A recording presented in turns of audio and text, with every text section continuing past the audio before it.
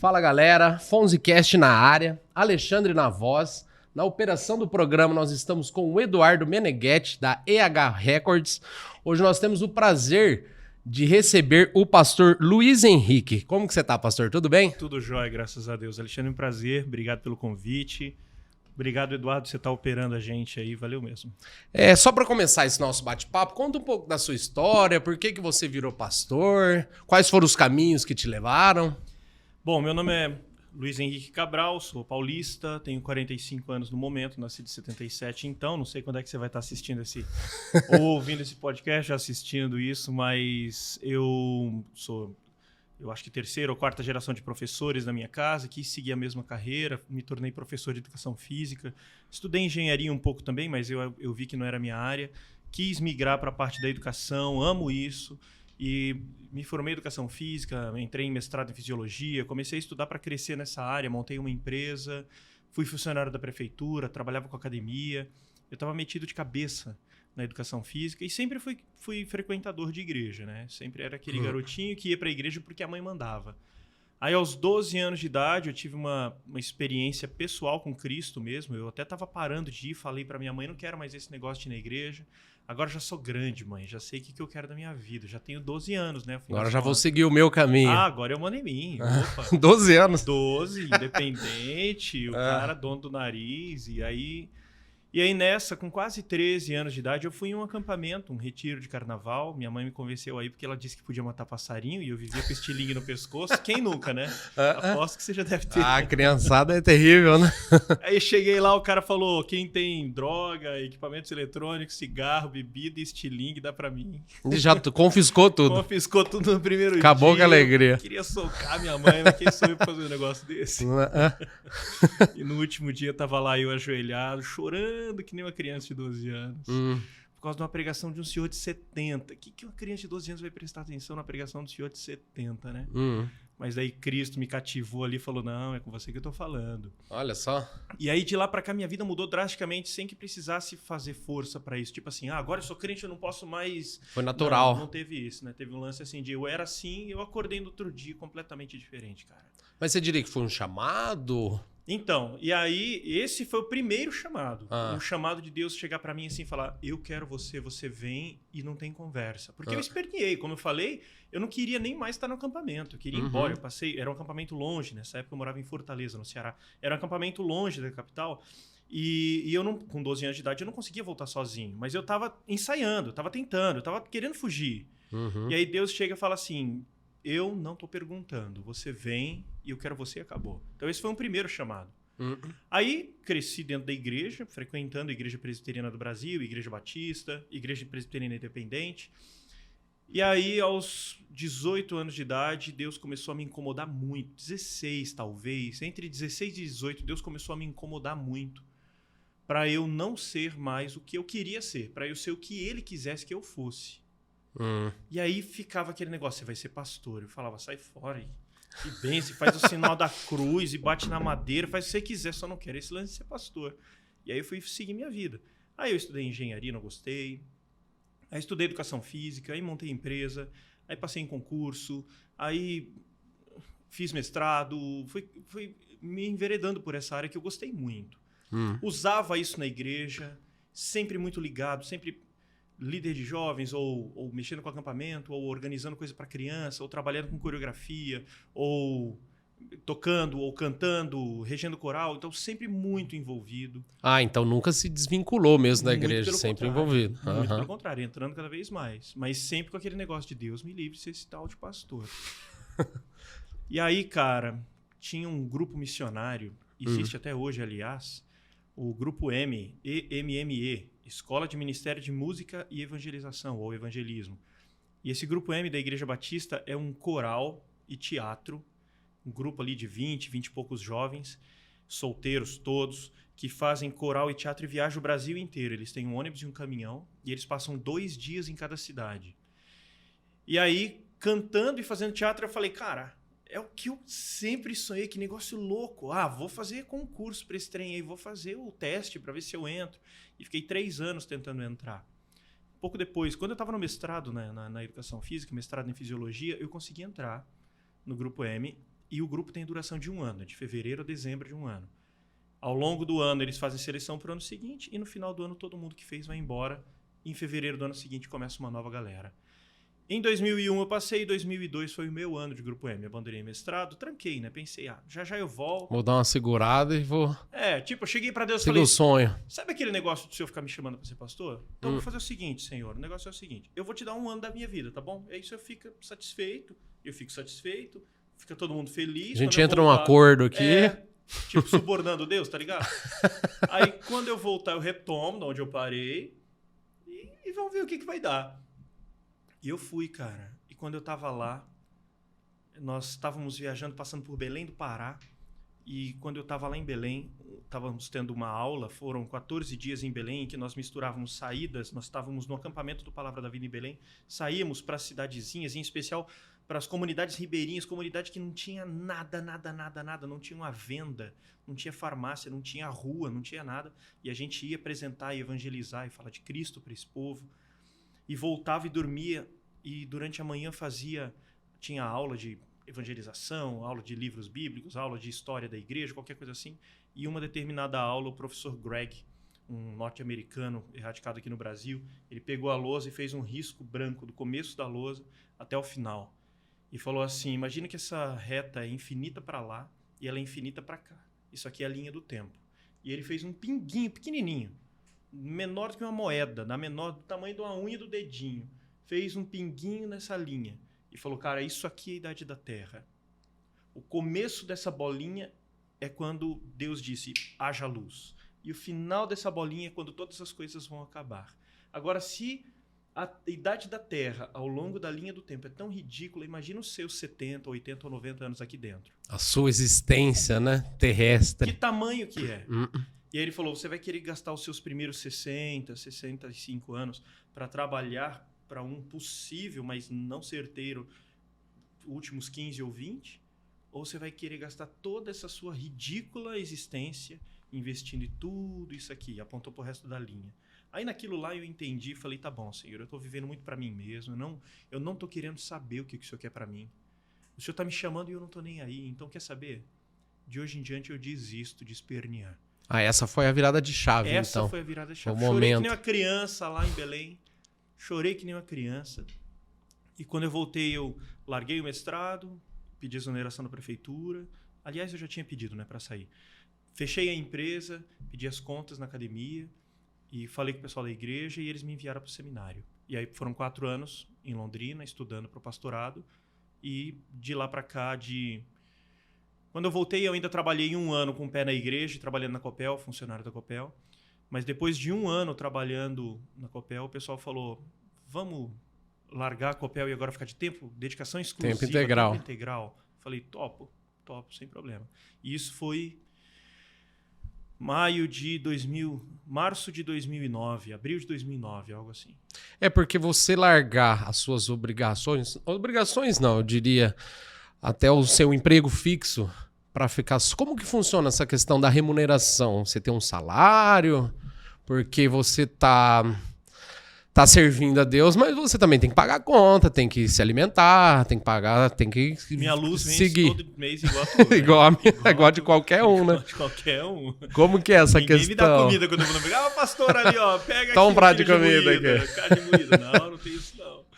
Então, o mundo gira para todo mundo. O mundo gira para todo mundo. Mas como existe uma variedade muito grande de igrejas, existe uma variedade muito grande de como as coisas são feitas. De como funciona. Então é muito comum você encontrar pastores e é por isso talvez que existem muitos charlatães por aí, tem muita gente abrindo igreja, porque existe uma possibilidade muito grande de você abrir uma igreja e você botar uma placa, sei lá, igreja do Jesus do de milésimo dia, alguma coisa assim. Coisa. E aí você bota uma placa e é a tua igreja, a igreja que você fundou. Você não tem nenhuma outra igreja. Como se fosse você tá abrindo um CNPJ, uma empresa nova. Exatamente isso. Diante da prefeitura é isso que você é. Você tem um CNPJ você tem algumas regalias por ser um serviço eclesiástico. Daí não paga, por exemplo, imposto? Não paga IPTU, você tem desconto de impostos na conta de água e na conta de luz. Poucas coisas, mas existem alguns benefícios. Sim. E aí você começa a atrair pessoas. E nesse caso, como a igreja é tua, você não está vinculado a ninguém. Existem pessoas que fazem isso de uma maneira muito séria. E existem pessoas que fazem isso de uma maneira muito aproveitadora. Eu acho que em qualquer ramo de atividade, né? Tem o profissional de boa índole e tem o mal intencionado, né? Tem políticos que valem a pena você receber teu voto e o político que não vale nada. Você tem o policial que você tem medo de encontrar com ele na rua e o policial que você torce para encontrar com ele na rua. Exatamente. Diante de você. Você tem um professor que você nunca colocará o seu filho para estudar com ele e você tem aquele que você torce. Por favor, lecione para o meu filho. E você tem pastores que eu não colocaria meu filho, minha família, para sentar nos bancos da igreja dele, e tem pastores que eu gostaria de ser ovelha deles. Então, em todas as áreas. Você tem até apresentadores de podcast que vale a pena e outros que não. Exatamente. Fora o pessoal da técnica. Né? Também. Então, você tem em todas as áreas, você tem gente que presta e que não presta, e não dá para ser diferente dentro da igreja, porque todos estamos numa mesma prateleira. Diante de Deus, todos estamos na prateleira chamada de pecadores. Pronto. Não tem ninguém que não peque. Não tem ninguém que seja perfeito. Não tem ninguém que não seja falho. Então você vai encontrar pastores trambiqueiros, cara. Com certeza. Como todas as áreas. E aí, esse cara dessa igreja, a remuneração dele é o que entra. A igreja é dele. Tudo que entra, mas como que é cobrado? Assim, ele, tipo, só para ter uma ideia, ele cobra o dízimo? A Bíblia, ela coloca a questão do dízimo como sendo uma obrigação do cristão. E ela coloca a questão da oferta como sendo uma obrigação do cristão. O dízimo é uma obrigação que mede a tua obediência. Porque existe uma norma, uma lei no Antigo Testamento, dizendo que 10% daquilo que você recebe, você devolve, entrega para o Senhor. Então a gente costuma falar pagar o dízimo. Na verdade, é uma devolução. Inclusive, Davi teve uma vez, muito legal, o grande rei Davi, lá no Antigo Testamento, ele ia construir o templo. E aí ele chegou para o povo e falou, vamos construir o templo. Estamos arrecadando agora ofertas para a construção do templo. E o pessoal trouxe com vontade. Chegou uma hora que Davi falou, para, já tem demais. Já deu. E quando ele olhou para aquele tanto e olhou para aquele povinho michuruco que eles eram... Como que eles conseguiram arrecadar tanta coisa mesmo naquela situação? Foi isso que ele pensou. E ele chegou diante de Deus e falou exatamente isso. Senhor, quem sou eu e quem é o meu povo para a gente conseguir chegar nesse tanto para arrecadar para o Senhor? E aí ele fala uma frase que eu acho que foi uma das 2 melhores frases que ele falou na vida. Ele falou assim, porque tudo é teu, Senhor. E é das tuas mãos que nós te damos. Ou seja, Deus pega, a ideia que ele teve Deus pega, ele enche a mão e vem dar pra gente. E a gente pega um pouquinho da mão dele e devolve pra ele. Então esse é o conceito de dízimo e de oferta. Mas, e por isso que a gente não gosta da ideia de pagar o dízimo. A gente gosta muito de usar a expressão devolver ou entregar. Mas, então, existe essa classificação do dízimo como 10%? Existem, eu sei, não vou entrar no detalhe de teólogos, de pastores e padres que questionam essa ideia e dizem que isso é algo do Antigo Testamento, que no Novo Testamento coisas mudaram. Por exemplo, a Congregação Cristã no Brasil é uma denominação que ela inteira é contra o dízimo. Então existe isso também. Existem pessoas que interpretam de maneira diferente. Mas eu vou usar a interpretação mais clássica, mais convencional, da maioria. 10% ele mede a tua obediência. O dízimo, Deus fala o seguinte, o dízimo tem um valor fixo, tem uma finalidade específica e ele mede algo específico no teu coração. Ele é 10% do que você ganhar, do bruto ou do líquido. Isso daí, conversa com o teu pastor, esses são detalhes. Tem uma finalidade específica, ele diz lá, para manutenção do templo, para manutenção da casa do Senhor. Então, é para fazer funcionar a igreja e essa igreja investir em novas igrejas. E cuidar de pessoas, etc. e tal, claro. E ele mede algo específico dentro do teu coração. Se tem uma ordem, então quando você começa a negligenciar essa ordem ou negociar com ela, então Deus sabe que tem um rótulo na sua cabeça, todo mundo sabe que tem um rótulo na sua testa. O rótulo é desobediente. Então é como se Deus estivesse dizendo assim, eu vou pegar aquilo que é mais importante para ele, porque inclusive você quer ver o que é importante para uma pessoa, é ver como ela gasta o seu dinheiro e onde ela investe o seu tempo. Exatamente. Aí você vai ver o que é importante para você. Olha a tua agenda e olha como você está gastando o seu dinheiro. Você vai ver o que é importante para você. Aí Deus olha para essa parte do dinheiro e fala, isso aqui que é importante para eles? Então vamos ver até onde vai o nível de obediência. E ele fala, se você me ama, me dá 10%. E aí com isso a gente consegue medir a nossa obediência. Senhor, se eu te entregar 10%, eu não vou conseguir pagar as contas. Então mede a obediência, mede a confiança, porque ele fala, só me entrega e deixa que eu resolvo. Abre mão de alguma coisa e... Vamos ver até onde vai a tua confiança, tua obediência. Aí a oferta. Oferta não tem um valor específico. Oferta, Deus inclina o nosso coração para isso ou para aquilo. Ela não tem um propósito específico e ela mede algo muito bem específico também no nosso coração, que é o nosso amor. Se o dízimo mede a nossa obediência, a oferta mede o nosso amor. Por exemplo, chega aqui o missionário Alexandre e ele está indo lá para Senegal plantar uma igreja numa comunidade pobre, vítima da guerra civil, onde tem um monte de órfãos e descobre que tem tanta criança na rua lá que ele quer montar um orfanato. Então, antes de ir para lá, ele passa nas igrejas e mostra o projeto. Mostra o projeto. E eu olho aquele negócio e falo, rapaz, gostei desse negócio, gostei desse projeto. Como é que eu faço para participar? E você fala, cara, eu estou recolhendo ofertas. Então, a minha oferta vai medir o meu amor por essa causa, por aquelas crianças. E a oferta não é tipo assim, o cara que dá 1.000, ele ama mais do que o cara que dá 100. Não. Não, eu acho que é mensurado de acordo com o que você... Com a sua disponibilidade. Da sua realidade. Por exemplo, pode ser que o cara que dê 1.000, ele deu 1.000 porque ele tá olhando, tá todo mundo pegando, ele fica sem graça. E ele ganha bem. Exatamente. Te abre a carteira, tá bom, vai. Às 1.000. vezes o 100 faz mais falta. E o cara que ganha 100, o cara que deu 100... Primeiro, faz mais falta. E segundo, ele tá tão feliz. Cara, como eu queria estar indo. Como eu queria estar dando tudo que eu tenho. Mas eu não tenho. Olha, o que eu tenho hoje é só isso. Então, a oferta mede o meu envolvimento, o meu apego, o meu amor por uma causa específica. E não tem um valor específico, vai de acordo com a inclinação do nosso coração. Então, por exemplo, teve uma vez que eu estava num culto, uns 8 ou 10 anos atrás, não me lembro, quando houve uma grande enchente em Pernambuco. E algumas cidades foram inteiras inundadas. E um amigo meu, amigo conhecido, chegado, um pastor amigo meu, estava indo para lá para prestar socorro. E no culto falaram assim, vamos fazer uma grande oferta para enviar com ele, para ele socorrer o pessoal. Eu pensei, cara... Essa é uma causa que vale o meu dinheiro. Eu amo aquele povo. Eu morei lá 13 anos no Nordeste. Não em Pernambuco, mas no Nordeste. Meu irmão, na época, se não me engano... Acho que é isso. Acho que na época meu irmão estava morando lá também, em Recife. Eu conheço o cara é sério, um pastor que... Mano, se eu puser dinheiro na mão desse cara, esse cara vai conseguir fazer diferença. Eu quero participar desse negócio, conta comigo. E eu tinha, na época, R$136 e alguns centavos na carteira, que era exato o valor da conta de luz. Uns 10 anos atrás, algo assim. Era exato o valor da conta de luz. E eu senti Deus dando cutucada, falando assim... Entrega. Dá tudo. Eu falava, Senhor, o Senhor sabe que eu tô querendo dar, mas, pô, é conta de luz. Como é que eu vou pagar minha conta? É... E aí ele só falava, minha parte é dizer, entrega, a tua parte é obedecer. Então, já falei, agora vamos ver o que você vai fazer. E aí eu incomodado, não por ter que dar. Com vontade, mas sabendo que tinha uma outra obrigação. Eu queria obedecer, eu queria dar. Eu estava envolvido emocionalmente com a causa. Eu tinha uma motivação divina, digamos assim, Deus cutucando, digamos assim, não, era exatamente isso. Deus cutucando e falando assim, eu quero que você entregue.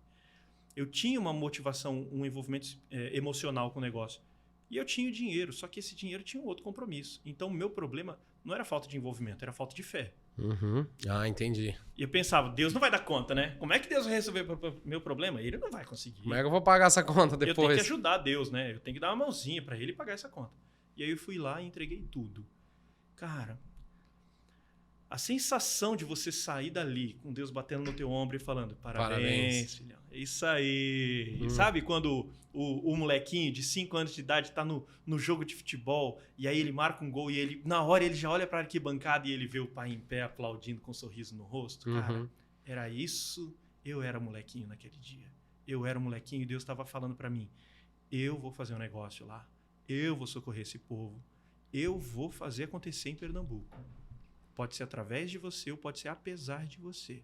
Mas ainda bem que você participou. Então eu quero contar com você nesse negócio.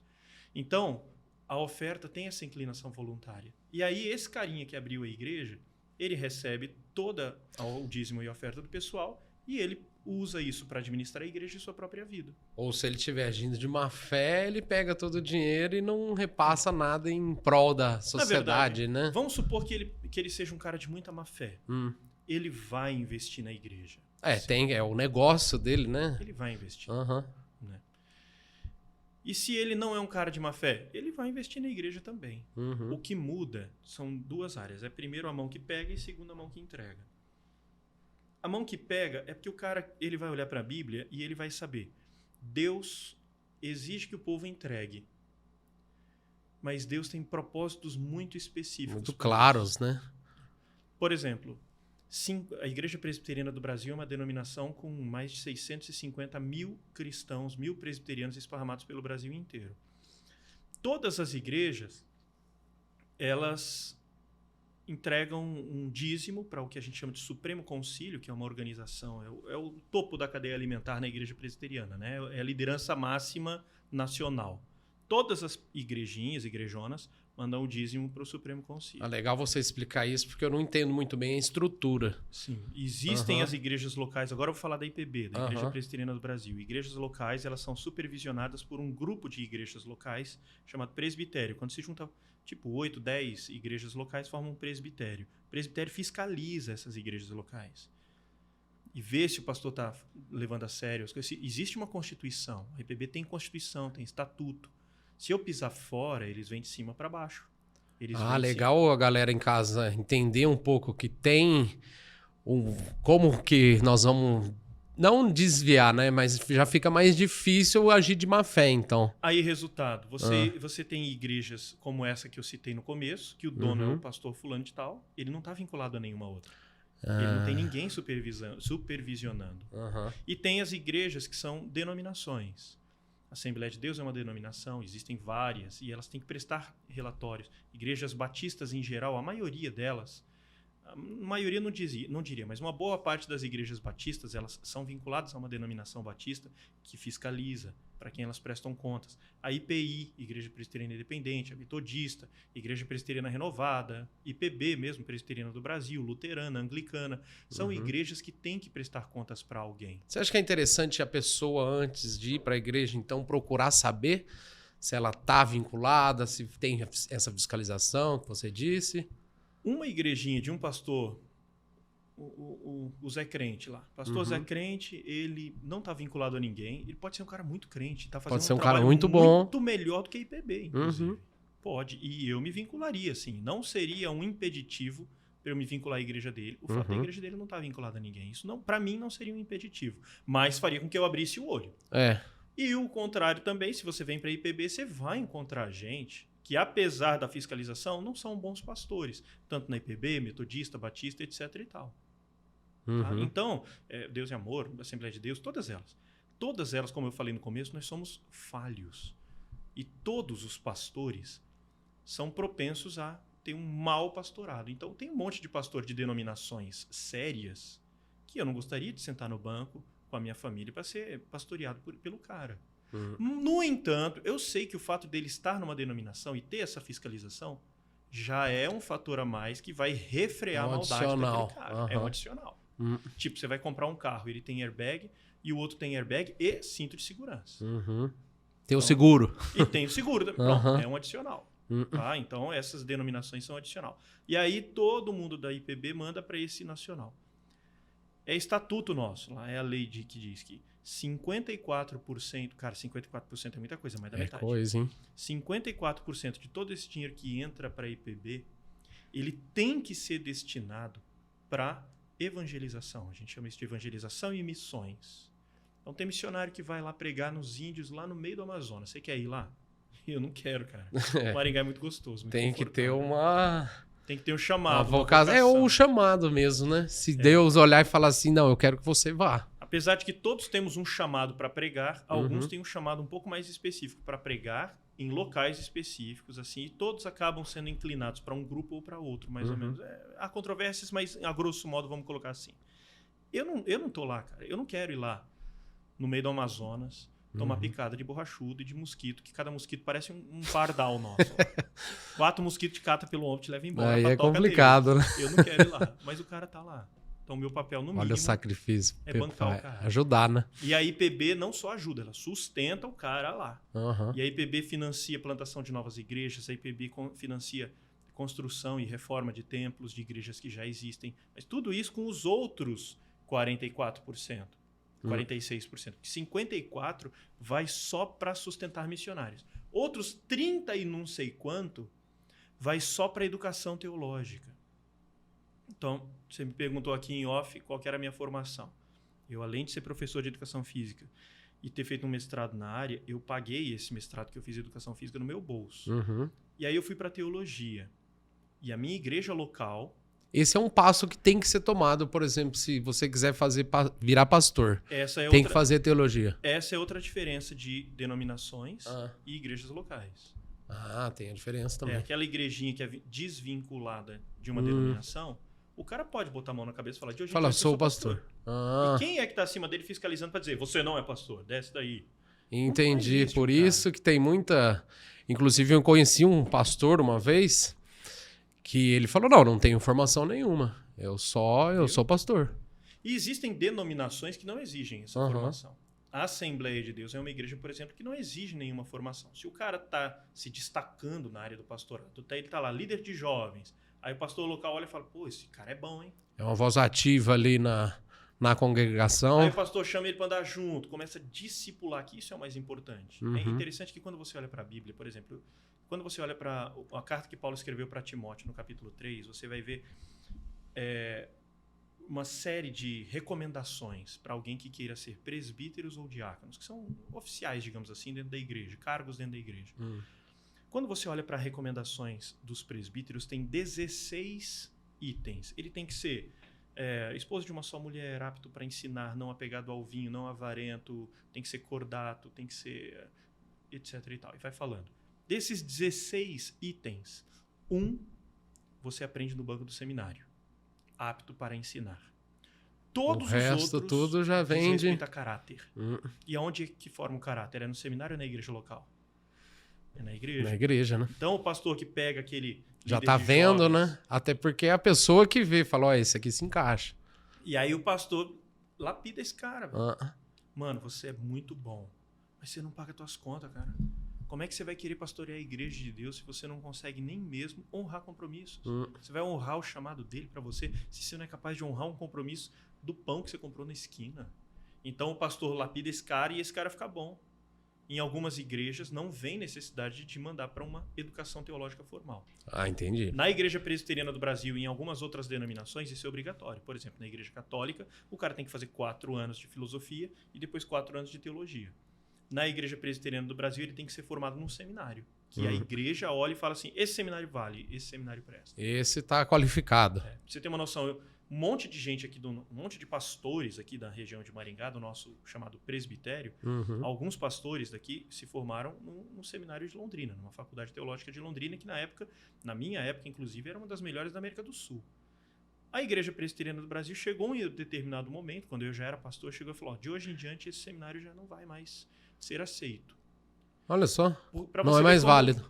Como você muda, vê como existe uma fiscalização constante. Peraí, esse pessoal tá ensinando como a gente concorda? Como convém?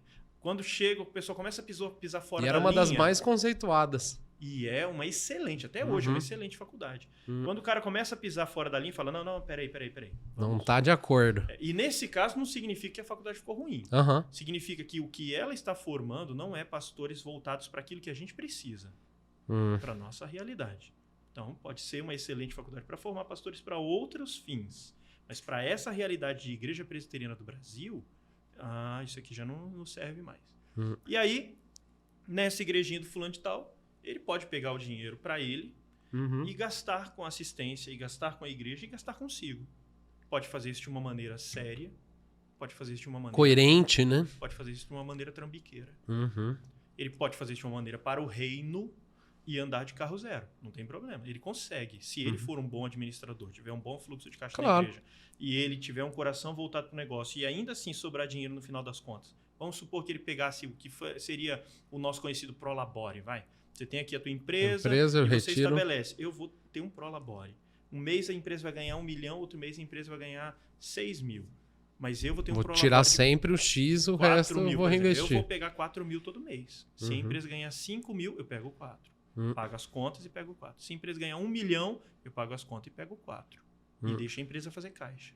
Então, se o pastor faz isso e com esses 4, digamos assim, supostos 4, ele consegue trocar de carro, beleza. Deixa ele andar de carro zero e não é isso que vai medir o envolvimento dele com a igreja. Dentro de uma denominação, aí é diferente. Dentro de uma denominação, o que costuma acontecer é que essa denominação, ela diz o salário em conversa com o pastor, alguma coisa assim. Você vai tirar X. Aí já é pré-estabelecido. E aí esse cara vai ganhar, independente do que aconteça com a igreja. E isso eu acho muito mais legal. Porque quando o cara não tem esse prolabore, ou não tem esse salário fixo acordado com a igreja, ele fica tentado a extrapolar os limites da biblicidade, né, ou do que a Bíblia manda, e chegar para você e pegar o texto bíblico e usar a favor dele. Ah, entendi. Existem muitas igrejas para benefício próprio. Existem denominações inteiras que fazem isso. Por exemplo, e aí abre lá em Lucas 18, ele vai ler. E daí Jesus chegou para o jovem rico e diz: quer ir para o céu? Vá, vende tudo que você tem, entregue aos pobres e depois me segue e terás um tesouro no céu. Aí o cara abre essa Bíblia e ele fala: viu? Deus está mandando bem persuasivo. você, dá tudo que você tem, traz aqui no altar e coloque tudo que você tem agora na carteira, dá o seu relógio, dá o seu carro. E aí você vê gente entregando o carro, cara. Tem gente que vem de casa, entrega todo o dinheiro. Você acha que eu acho que a pessoa mais propensa a tomar uma atitude dessa é uma pessoa que está passando por um momento difícil na vida, tá com uma doença na família, alguma coisa que já tá meio fragilizada, né? E aí esses caras se aproveitam disso. Aí se aproveitam disso. Eu como pastor, cara, eu imagino, vamos pensar aqui que você seja um motorista.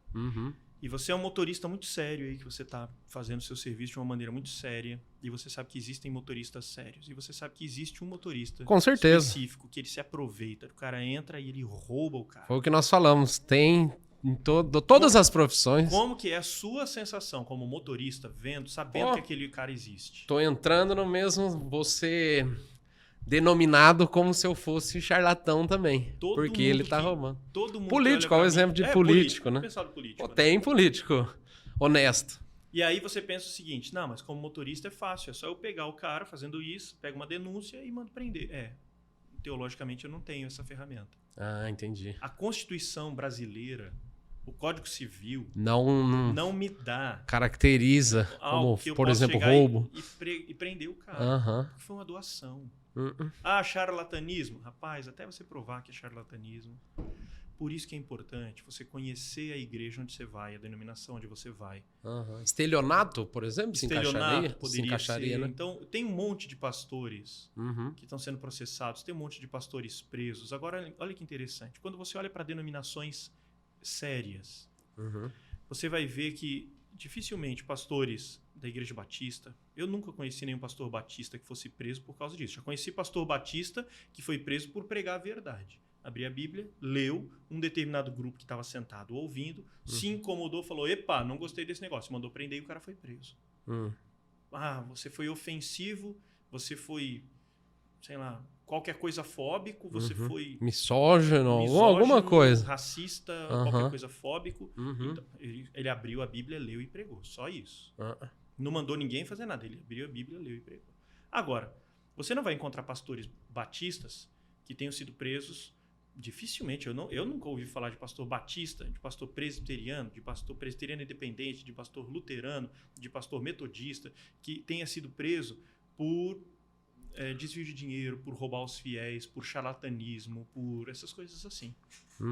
Você vai encontrar isso mais fácil nessas igrejas em que o cara sabe que se ele apertar mais, o dízimo aumenta. E se o dízimo aumentar, a igreja dele? A receita para ele é maior. Pois é. Então, se a minha igreja ficar no vermelho, nós passamos agora, por exemplo, a pandemia inteira no vermelho. Vou abrir alguns números aqui para vocês terem uma ideia de como que é. Quando começou a pandemia, a nossa igreja arrecadava cerca de 21 mil por mês. E o gasto era 18, 19. O gasto total, incluindo que eu ganho. Tem outros pastores que participam e que ganham da igreja e tal. É uma pequena empresa. Praticamente a renda e entrada e saída. Tanto é. Eu tive restaurante e realmente, já até deixo em aberto aqui que eu recebia muito mais que isso. Aí. Existem igrejas que ganham mais, existem igrejas que ganham menos. E diante da prefeitura, ela é uma pequena empresa. E aí, no fim das contas, a gente conseguia. Você recebe 20, matemática lógica. Pagava tudo. Paga 18, beleza. Aí a gente ia fazendo um caixa para a reforma. Quando nós estávamos com 164 mil em caixa, já tínhamos começado a reforma, com 164 mil em caixa, chegou a pandemia. Aí os tem que se manter, né? Os nossos 18 e 19 mantiveram. Caiu, Aliás, nós até aumentamos de 18 e 19. Mas a a gente receita... percebeu o seguinte, ó. Nós tínhamos um grupo de missionários que nós sustentávamos.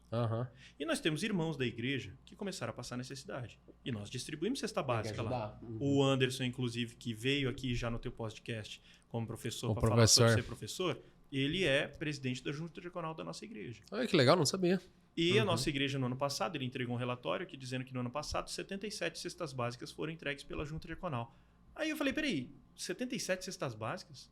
Nosso povo não está passando tanta necessidade assim. Conheço o nosso povo aqui. Eles não, talvez umas 3 ou 4 tenham sido distribuídas para dentro da igreja. Ele falou, mas as pessoas precisam. Então, a igreja... fora também. E aí, imagina isso na pandemia. Nossa. Aumentou muito mais. Claro. Ano passado foi 2021. Ainda era pandemia, mas não era mais o primeiro ano. O primeiro ano de pandemia, nós precisamos aumentar o socorro e, inclusive, o socorro aos missionários que estavam no campo. Todo mundo nessa hora, pandemia chegou. Aí liga pro missionário, olha, cara, eu vou ter que cortar o sustento contigo, porque a pandemia chegou, não tenho mais. E a gente sabia que todo mundo estava fazendo isso, então nós fizemos um movimento contrário. Só que então, dos nossos 18, 19 de gastos, nós aumentamos. E a nossa arrecadação no primeiro mês caiu de 20, 21 para 4. Nossa. E nós passamos 24 meses... pegando o fundo de reserva. Tentando... E em março de 2022, agora há pouco tempo atrás, depois de 24 meses... Pela primeira vez, nós arrecadamos o que nós gastávamos. Olha só. Nós passamos 24 meses, 2 anos, comendo do fundo de reserva que era para reforma. Acabamos não reformando e terminamos com 17 mil dos 164. Então, nesse caso, o meu salário não mudou. Isso é uma tranquilidade para mim. Eu sei que no dia que a empresa ganhar uma oferta de 10 milhões de dólares, de reais, de ienes, de sei lá o que, o meu salário não vai mudar. Vai ser o mesmo. E no dia que a empresa estiver no vermelho, que a igreja estiver no vermelho, meu salário não vai mudar. É porque até tem que dar uma segurança, né, para você poder trabalhar de forma competente. E uma regra que nós temos como igreja é, se precisar deixar de pagar alguém, vamos deixar de pagar primeiro o governo, depois empresas e por último pessoas. Tem que pagar, vamos começar pagando pessoas. Por exemplo, a zeladora, o pastor. Todo mundo que depende todo ali. Todo mundo depende daquele salário da igreja. Depois, empresas, a Copel, a Sanepar, a livraria que oferece tal coisa pra gente. Então, e por último, o governo, se tiver alguma coisa que a gente pague pro governo, ele vai ser o último a receber. Nosso compromisso é com pessoas e nosso compromisso é em honrar as contas. E graças a Deus a gente sempre honra. Só que se algum dia precisar apertar o cinto e fechar e deixar alguém sem receber... Esse é o caminho. Essa é a nossa escala de prioridades, né?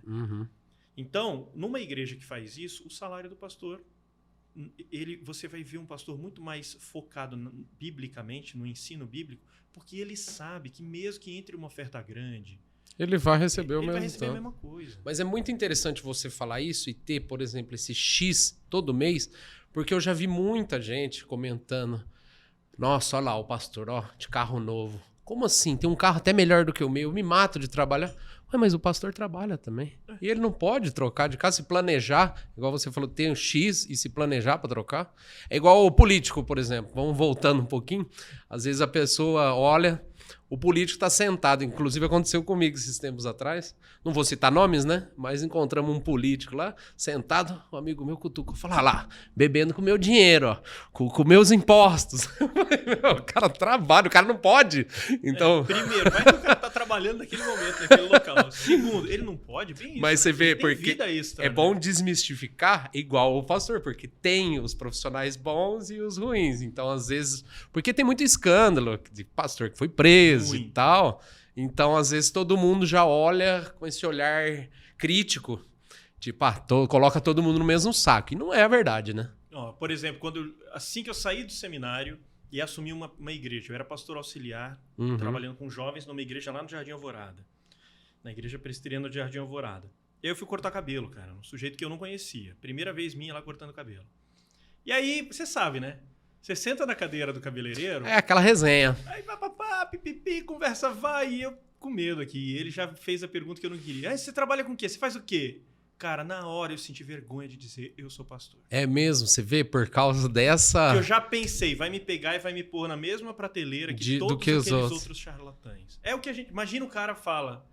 E você falou de si, agora eu vou falar de mim. Imagina o cara chega pra você e fala que é político. O que você pensa? Ou você tem que chegar pra alguém e dizer que é político. E aconteceu comigo. Um grupo de amigos chegou pra mim. Filho de peixe é o quê? Peixinho, né? Lógico. E filho de professor é alguém. Aí a gente já veio depois daquela, a gente já começa a emendar. Professorzinho. E filho de doutorzinho. E filho de político. Aí eu já soltei, é ladrão. Aí todo mundo virou pra um dos amigos. Ah lá, tá vendo? E aí eu percebi a bobagem que eu tinha feito. Né? Eu tinha caído, mordi a isca certinho. Mas fica no inconsciente popular até, porque e aí, no é até automático. Popular, o político é ladrão, o corintiano é bandido, o São Paulino é homossexual, o padre é pedófilo e o pastor pede dinheiro pra si. E o policial é violento, truculento e desonesto. Você vê? No inconsciente popular, eu não sei o que falam de apresentador de podcast, mas de todos os restos... Tomara que não falem nada, né? Às vezes não, ainda não. Ainda passar uns 20 anos. Ainda vai ter um momento que vão começar a taxar de alguma forma, né? Mas no fim das contas, cara, existe um imaginário popular. E a gente dificilmente vai conseguir mudar. Eu estava, inclusive, na Copel, ainda trabalhava na Copel, e tinha um amigo muito chegado, Sérgio, ateu, trabalhava na mesa do lado minha, muito gente boa, um cabeludão, gente boa. E aí, certa vez, um cara chegou pra ele e falou, troca essa nota de 20 aqui pra mim. E ele pegou 4 de 5 e foi entregar pro cara. E eu já quis soltar piada, né? Eu não aguento não soltar piada. Eu fazendo seminário, estudando faculdade de teologia, e o Sérgio sabia, trabalhando na Copel só pra pagar as contas ali enquanto não terminava o seminário, e virei pro cara falando, tem um monte de figurinha repetida aí, cara, dá uma pra mim. Claro, a piada tem que brincadeira. Vir, né? O Sérgio olhou pra mim e falou, nem virou pastor e já aprendeu a pedir dinheiro? Olha só. Caramba! Aí eu olhei e falei, então é assim que funciona a cabeça do ser humano brasileiro. Já vê você dessa forma, né? Alguns anos depois, o cara sentado na cadeira de cabeleireiro, de barbeiro, o cara me pergunta, o que você faz? Eu fiquei com vergonha de falar que sou pastor por causa disso, da estigma. É igual aquela piada da escola, que a criança tá na escola. O que seu pai faz? Ele é ladrão. A professora chega, mas seu pai é ladrão? Não, eu fiquei com vergonha de falar que ele é político. Você vê que ponto que chega, né? Não, meu pai tá preso, ele é ladrão. Não faz nada, não. Nossa, tá preso. Mas é bom pra quem tá em casa entender, então, um pouco, né? E no fim das contas tem outro estigma. Que o pessoal pergunta pra mim, mas além de ser pastor, você não faz nada? Você é só pastor? Você não faz mais nada? Nossa. Né? Então tem um conceito de que pastor não faz nada. Pastor prega no domingo à noite, prega no domingo de manhã e só. E qual que é a rotina? Vamos entrar um pouco nessa rotina. O que faz durante a semana? Não existe uma rotina. Não existe. Sempre tem um... Existe uma leve rotina. Né? Então, por exemplo, eu sou responsável pela minha família. Então eu gasto tempo com a minha família. Você, ou a maioria das pessoas, sai de manhãzinha de casa, trabalha de manhã, trabalha de tarde, dá 6 horas, volta para casa. Aí, se você é religioso, você volta para casa, janta, toma um banho e vai para igreja. Quem que tá na igreja? É o pastor. O pastor. Peraí, mas você já parou de trabalhar. E o pastor não, né? Eu fui empresário, trabalhei muito de fim de semana. Eu via que o povo não via isso. Por exemplo, mas você não trabalha? Tô trabalhando de domingo aqui, ó. Exatamente. Você trabalhava na folga do povo, não Na segunda eu tava de folga.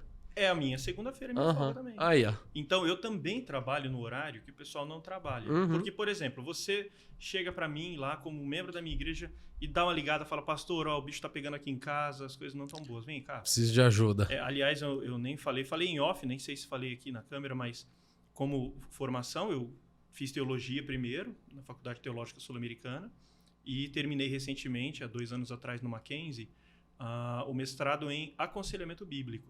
Que legal. Que é para dar esse suporte isso. aí. A gente chama isso de cura da alma. A gente gosta de resumir como cura da alma, porque é uma expressão que vale tanto para o conselheiro bíblico, quanto para o psicólogo, quanto para o psiquiatra, por exemplo. O psiquiatra é um pouco mais de uma forma medicamentosa, trata mais males orgânicos. Mas o psicólogo e o conselheiro bíblico, eles fazem a mesma coisa por caminhos diferentes. Então, você chega no psicólogo e você fala assim, eu tô brigando com a minha mulher. Aí ele vai perguntar pro Freud, pro Piaget, pro Vygotsky, o que esses caras têm para te ensinar para corrigir e fazer com que resolva-se esse impasse entre você e tua esposa. Uhum. Comigo é mais ou menos a mesma coisa, como conselheiro bíblico. A diferença é que, em vez de perguntar para Freud, Piaget e Vygotsky, minha avó era escritora na área de psicologia, então eu conheço essas falas. Minha mãe é psicóloga também, meu irmão também. Minha mãe também estudou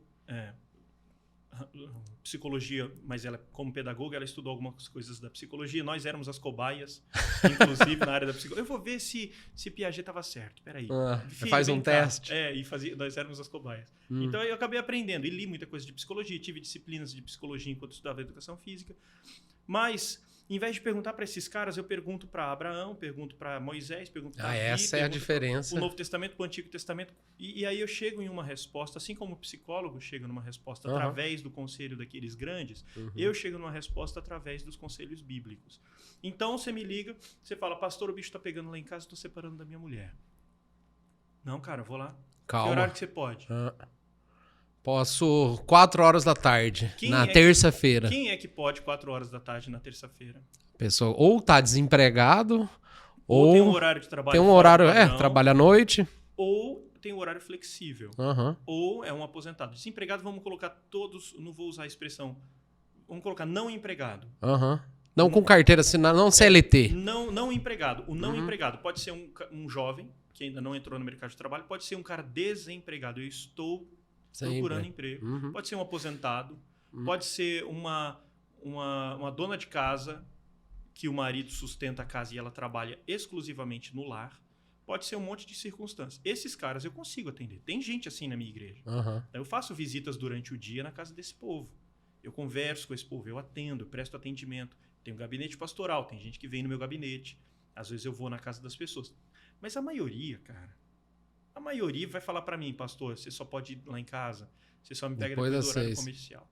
Então a semana com 7 dias, para mim tá ótima, mas ela tinha que ter 7 dias e 16 noites, né, cara? Para poder atender essa demanda toda. Aí a minha esposa vai dormir, eu não tô em casa ainda. Isso é muito comum, muito comum. Ontem eu cheguei em casa, já devia ser umas 10h40. Minha esposa já estava dormindo, meus filhos estavam indo para a cama, mas minha esposa já estava dormindo. Então, é muito comum eu chegar em casa depois de 10, depois de 11. E aí, por causa disso, eu tirei o período da manhã e eu tenho que ser pai dos meus filhos e esposo da minha esposa. Eu tenho que consertar o chuveiro, eu tenho que botar o lixo para fora, eu tenho que dar educação para os meus filhos, que sou eu. Nós dois juntos, mas segunda e terça são os meus dias de gastar as manhãs com a educação dos meus filhos. E aí, por causa disso, segunda, terça e sexta são os meus dias. E aí, por causa disso, a rotina acaba quando chega no meio-dia. Porque até meio-dia eu sei que os horários são meus e da minha família. Depois frente, o que aparecer. Fica aqui até meu relato, né? Porque nós tentamos marcar já faz um tempo. Eu lembro que você até me mandou uma mensagem, nossa, tá corrido e tal. Então fica aí pro povo ver que pastor é ocupado, né? E no fim das contas eu tenho uma empresa para administrar.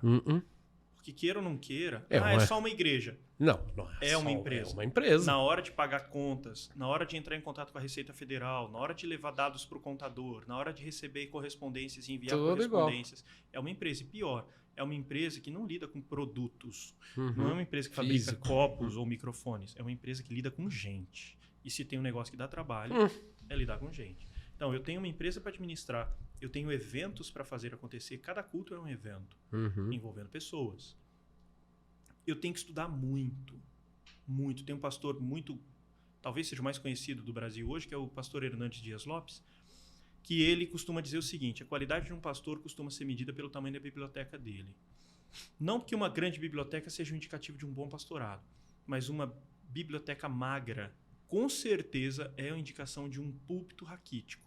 Ou seja, a pregação desse cara é uma pregação muito água com açúcar. Se ele não lê, se ele não estuda, se ele não se informa, se ele não come, ele não tem como compartilhar. Ele vai pregar sempre as mesmas meia dúzia de ideias e vai ficar... imagina você como cozinheiro, que você só tem 4 ingredientes. Só sei fazer 2 tipos de prato. E você vai ter que fazer pratos diferentes com esses 4 ingredientes. Né? Cara. O teu povo vai ficar com déficit nutricional em algumas determinadas áreas. Então, um pastor precisa estudar muito. Aliás, teologia, direito e direito, creio eu que são as duas, e filosofia são os ramos do conhecimento que as pessoas mais têm que ler. Ler muito. E ler toma tempo. Claro. Então, para mim, estudar é algo que toma tempo. Por exemplo, sermão de domingo à noite. Você vai lá na igreja, você vai me ouvir falando 40 minutos. Cara, eu passo 8 horas, 9 horas estudando para preparar um sermão de 40 minutos. Para poder dar essa... Mas agora, então, entrando nessa parte, você comentou da biblioteca, eu fiquei pensando, além da Bíblia, lógico, qual outro livro que mais te influenciou? Tem algum específico, assim, que você lembra, assim? Tem muitos livros que me servem. Existem os livros de consulta, existem os livros técnicos, existem os livros que cada um aquecem tem o coração, seu... né? Aquele livro que você lê, eu li esse livro, meu coração ferve. Tem um livro, cara, que é chamado, eu acho que aquele livro, ele serve para humilhar você, para deixar você mostrando que você é um inseto. Você acha que você é alguém, você não é nada, você é um inseto. Um grão de areia. Você é um grão de areia. Chama-se O Livro dos Mártires. O autor se chama John Fox. Isso eu não conheço. Um filósofo antigo, um francês, dizia que de tempos em tempos você tem que ler, pelo menos uma vez a cada 2 anos, você tem que ler um livro que tenha mais de 200 anos de idade. Olha só. Esse Livro dos Mártires, ele tem séculos de existência e ele conta a história dos primeiros mártires cristãos, povo que morreu por causa da sua fé. O pessoal falava, é proibido ser cristão. Ele falava, sinto muito, eu sou cristão. Então você vai morrer. E aí descreve como foi a morte de cada um deles e fala, esse Livro dos Mártires, de tempos em tempos eu volto nele, porque ele mostra para mim que existe algo pelo qual vale a pena morrer. E o sacrifício, né? Que tem que ser feito. Porque essa é uma grande diferença entre profissão e vocação. Profissão é o seguinte, você descobrir algo pelo qual vale a pena viver.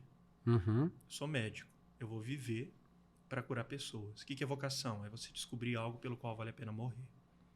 Você morreria para fazer um podcast? Não. Se o governo disser, de hoje em diante é proibido fazer Quem podcast. fizer podcast vai... Quem fizer podcast tá vai ser preso preso. E vai ser assassinado. Aí você vem, faz podcast e é preso. Quando eles te soltam, o que você vai fazer? Muda de emprego. Ah, não, eu vou voltar e vou fazer podcast de novo. Eles te prendem na primeira vez. Na segunda vez, eles te prendem e confiscam seus bens. Na terceira vez, eles te prendem... tortura. E te torturam. Arrancam seus dentes. Arrancam suas unhas com alicate. Nossa. Na quarta vez, eles te prendem, te batem um monte e matam toda a sua família na sua frente. Quando eles soltarem, você viria fazer um podcast. É isso que você descobre algo pelo qual vale a pena morrer. Porque você sabe que é próximo passo, eles vão te matar. E eu vou continuar fazendo podcast. Então essa é a diferença de vocação e profissão. Profissão é quando você encontra aquele cara que trabalha em algo que ama. E eu me lembro que eu me impactei profundamente certa vez. Eu estava lendo uma revista da National Geographic e estava vendo uma matéria sobre zebras. E estava falando, o fotógrafo que tirou essas fotos, ele é fotógrafo de zebras no sul da África. Mas essa matéria ele fez durante as férias. E durante as férias, ele foi fotografar zebras no norte da África. Eu olhei e falei, esse cara gosta do que faz. Esse gosta de fotografar zebra, hein? Esse cara queria casar com a zebra. Naquele dia eu entendi. É isso que move o sujeito a procurar uma profissão. Então, isso é profissão. O cara é feliz. Ele encontrou algo pelo qual ele quer viver. O que é vocação? É algo pelo qual você quer morrer. Que interessante. Então, é por isso, quando eu encontrei isso, eu abandonei a educação física, larguei mestrado, falei, para. Vamos focar. Realinhar a vida, focar agora no rumo certo, vamos mudar de rumo. Eu quero outra coisa agora. Então, isso é vocação. E essa questão do casamento? Porque você é casado, como é que funciona? Tem que ser casado para virar pastor ou não? Não tem nada a ver. Existem igrejas que são mais rígidas com relação a isso, que colocam suas regras próprias. Não são regras bíblicas. A Bíblia não fala nada disso. Pelo contrário. O apóstolo Paulo tem uma hora que Paulo não era casado. E ele fala, em 1 Coríntios, ele fala assim, olha, quanto ao casamento, eu gostaria que vocês ficassem assim como eu sou. Solteiros. Ele fala isso. Então ele já diz que ele prefere. Ele fala isso. E ele fala, mas eu digo isso por causa dos tempos atuais. E realmente era tempo de perseguição. O próprio apóstolo Paulo morreu degolado por causa do evangelho. Você... E ele faz uma vez... Porque não precisa colocar uma família inteira em risco. Ele fala exatamente isso.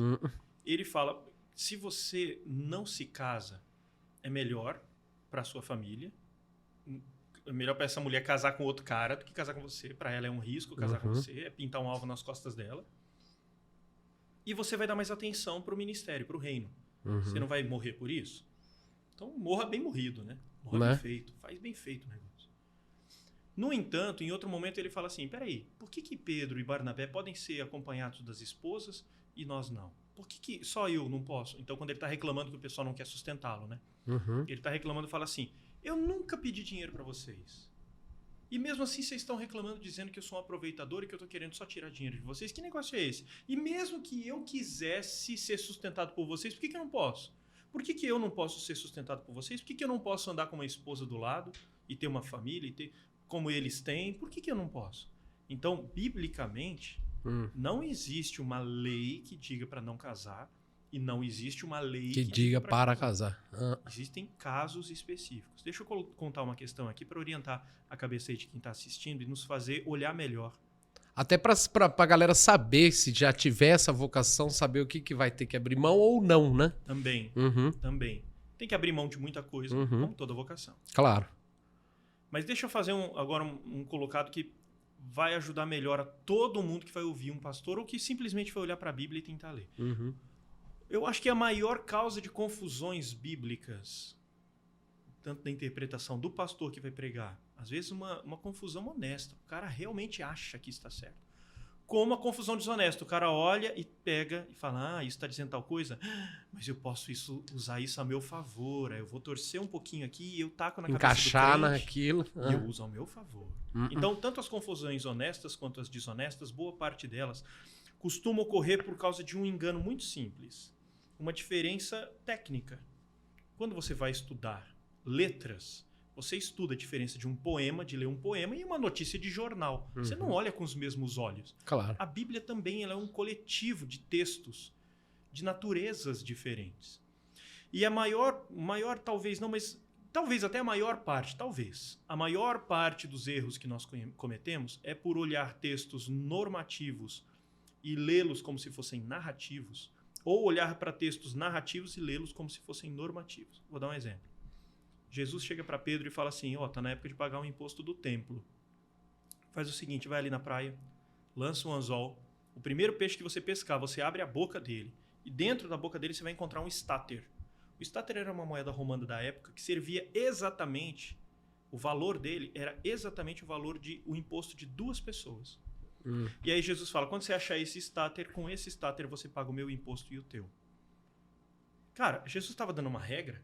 Todas as vezes que for vencer uma conta, a conta venceu já. Vou pescar, vou olhar dentro da boca do peixe. É uma regra? Não. Então, não é uma norma. É uma narração. Isso aconteceu naquele momento. É uma narrativa. Não matarás. É uma regra? É uma regra. Então, é normativo. Estabelecer uma norma. Quando você olha para um texto narrativo com os olhos, com o mesmo olhar que você olha para um normativo, cara... Aí que vem a confusão. Aí você vai falar, viu só, Deus está mandando você... Não. Você leu errado. Tá? Você leu errado. Ou tá desviando muito essa... E aí quando você olha para o casamento, você olha a mesma coisa. Existem na Bíblia textos narrativos acerca do casamento. Não existem textos normativos sobre o pastor tem que ser casado ou não, o pastor não tem que ser casado. Mas os padres na Igreja Católica... É porque na Igreja Católica existem... É diferente. 2 valores muito sérios para os católicos. Existe a Bíblia e existe a tradição. Se a Bíblia não fala sobre o padre tem que ser casado ou não, mas a tradição diz que o padre não pode ser casado, então o padre não pode ser casado. Porque entre Bíblia... É a norma. Existe na Igreja Católica esses 2 pesos que fazem a norma. Não é só a Bíblia que cria as normas do catolicismo, a tradição também. Mas dentro da Igreja Evangélica não existe isso. Então, agora ficou mais claro. Sobre casamento não tem isso não. Mas eu sou casado, tenho 2 filhos, Samuel e Natan. Samuel está com 12 anos, Natan está com 10. E minha esposa é filha de pastor da Assembleia de Deus. Então ela já sabia o que vinha pela frente quando ela casou comigo. Já estava preparada. Preparada ela nunca estaria. Não tem como, né? Nunca vai estar, mas ela tinha uma ideia. Mas realmente, ser esposa de pastor também não é fácil. O cara é médico. O pessoal chama a esposa dele de doutora? Não. Mas o cara é pastor. Ô, pastora! Acontece isso também. Cara, olha só. Um católico não sabe que é assim, porque ele não vai chegar para a esposa do padre e chamar ô freira, ô padra, sei lá. Não madre, tem, né? Madre, né? Padra não existe, mas madre, porque não existe esposa do padre. Mas é muito comum que o cara olhe para a esposa do pastor e fale, aquele ali é o pastor, aquela ali é a pastora. E os filhos do pastor têm que ser santos, né? Ai, onde já se viu filho do pastor? Fazendo isso? Que isso? Então existe uma carga além do normal sobre os ombros da família pastoral. Então a família, a filha do seu dentista foi vista usando droga na balada. Isso vai macular, vai fazer com que você pare de ir nesse dentista? Não. A filha do teu pastor foi vista usando droga na balada. Você já fica com o pé atrás. Pô, se ele não tá conseguindo nem, né, ditar regra em casa, como é que ele vai conseguir Lembra dos cuidar da itens que Paulo escreveu para comunidade? Timóteo? Um dos 16 itens é esse. Que ele governe bem sua própria casa. Porque se ele não é capaz de governar bem a sua própria casa, como cuidará da igreja de Deus? É o que está dizendo lá. Olha só. Então vem toda essa carga em cima. No dia que eu disse, não sou mais professor de educação física, de agora em diante eu sou pastor. Pronto, coloquei um peso sobre as costas da minha esposa e dos filhos. Mas se você... Agora, se você não, você pode, né? Para falar para a galera que tá em casa, que teve esse chamado. Porque eu acho que deve ser uma coisa muito específica mesmo, né? A pessoa olhar e falar assim, não, eu quero seguir por esse caminho. Que conselho você daria? Vale a pena? Aceita e abraça? Ou vai com calma? Veja bem se for um chamado ou o que você está querendo para sua vida. Então vamos observar, vamos colocar passos. Primeiro passo, eu vou contar uma história de um missionário. Ele saiu dos Estados Unidos, ele e um grupo de missionários, ele e mais 3 amigos, vieram para o Equador. O nome dele era Jim Elliot. E ele veio para o Equador na década de 70, se não me engano, 60. Veio para o Equador evangelizar uma tribo que estava correndo o risco de ser extinta por armas, de ser dizimada.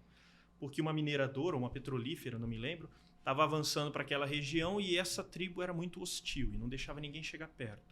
E ele falou assim, eu vou lá e vou evangelizar esse povo e vou falar para esse povo mudar de lugar e vou explicar o que está acontecendo e eu vou cuidar deles. E aí as mulheres já falaram, o pessoal da igreja dele já falaram assim, vocês vão morrer porque essa tribo mata todo mundo que chega perto. Ele falou, não, eu vou dar um jeito.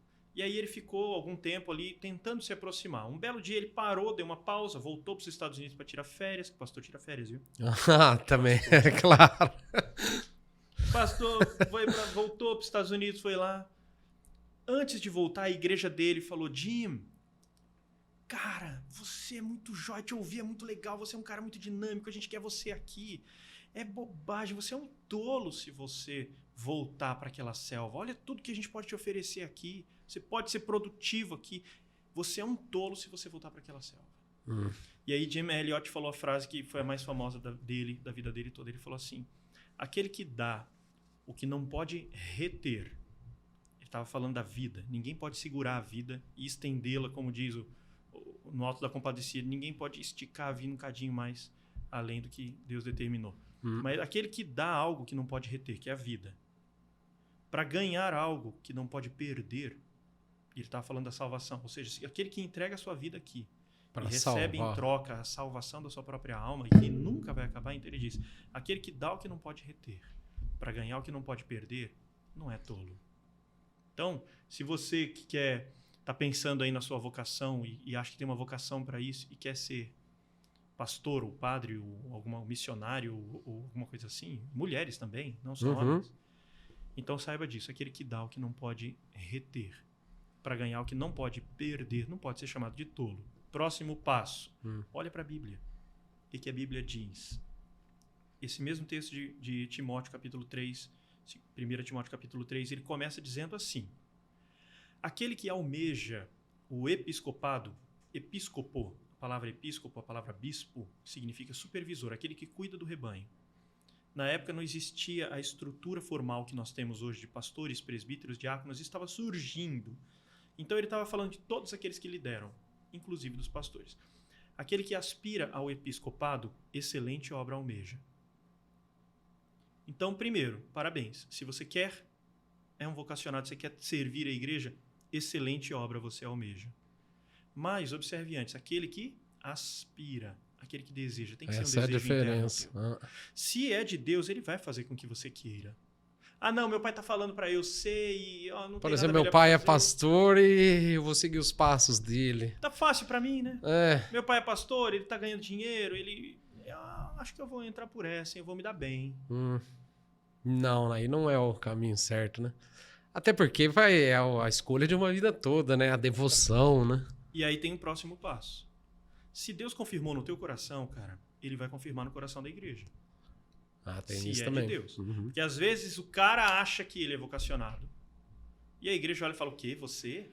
Voltando naquelas características que a pessoa tem que ter, que o pastor olha e fala, não, esse aí... E voltando naquelas características, a igreja olha pro cara, vê as características e fala, velho, você podia ser, hein? Mas ele não tem chamado interno. Então nós chamamos de chamado interno e chamado externo. Eles precisam ecoar.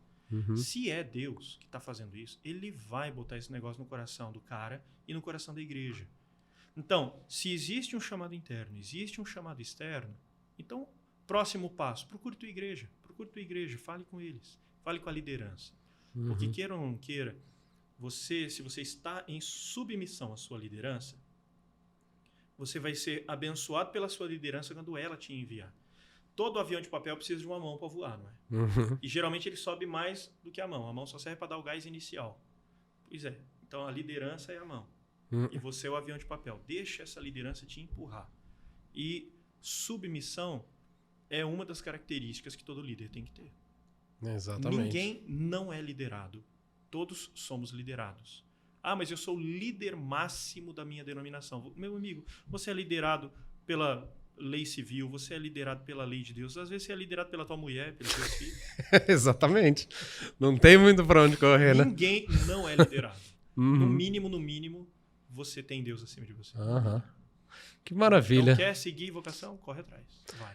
Galera, eu acho que é isso mesmo, pastor. Queria agradecer de novo aí a sua presença. Valeu, Bruno. Fiquei muito feliz. Deu para abrir bastante, expandir o meu conhecimento, que eu vou admitir é bem raso.